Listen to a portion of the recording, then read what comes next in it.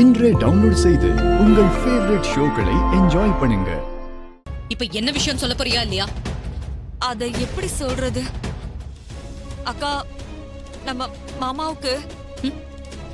மாமாவுக்கு வேற ஒரு பொம்பளையோட பழக்கம் இருக்கான். அந்த பொம்பளை இப்ப நேரா கோவில் பஞ்சாயத்துக்கே வந்து எனக்கு நியாயம் வேணும்னு பெரிய பிரச்சனை பண்ணிட்டு இருக்காளாம்.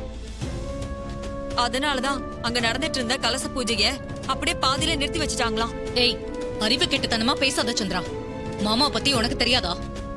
நீ எப்படி ஏன் முன்னாடி வந்து அவரை பத்தி என்கிட்டயே தப்பா சொல்லுவ? ஏன் மேல ஏக்கா கோவப்படுற?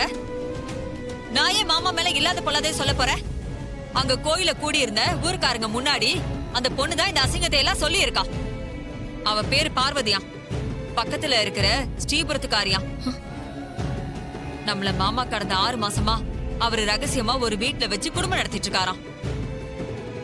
சீக்கிரமே கல்யாணமும் பண்ணிக்கிறேன்னு சத்தியம் வேற பண்ணி கொடுத்துருக்காராம். ஏய், எங்கிருந்தோ வந்த ஒரு முகம் தெரியாத பொம்பளை என்னென்னமோ பழி போட்டிருக்கானா? இத்தனை காலமா ஏன் கூட வாழ்ந்துகிட்டு இருக்கிற ஏன் புருஷனை நான் சந்தேகப்படணுமா?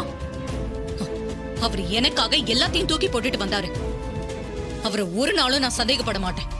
என்ன இவ எதை சொன்னாலும் நம்ப மாட்டேங்கிறா? நீ சொன்ன மாதிரி தான்க்கா நானும் உண்மை தெரியற வரைக்கும் பேசிட்டு இருந்தேன். ஆனா அங்கதான் பெரிய ட்விஸ்டே இருக்கு. ஏய், என்ன ட்விஸ்ட்?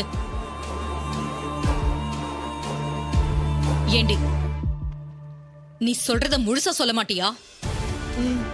சொல்றேன்க்கா. அந்த அசிங்கத்தை எல்லாம் என் வாயாலே சொல்றேன். அவ ஒண்ணு சும்மா வந்து கதை சொல்லல. மாமா தனக்கு கொடுத்ததா சொல்லி ஒரு நகைய ஆதாரமா ஊர் முன்னாடி காட்டியிருக்கா. அத அங்க நின்னு ரோகிணியும் பார்த்து இது எங்க அம்மாவோட நகைதான்னு அவ அங்க உறுதிப்படுத்தியிருக்கா.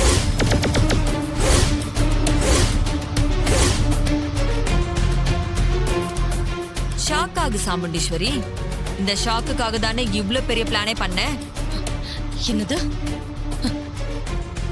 என்னோட செயின் அந்த பொண்ணு கிட்ட இருந்ததா? ஆமாக்கா, அந்த பொண்ணு வச்சிருந்தது பொண்ணோட செயின் தான்னு சொன்னாங்க.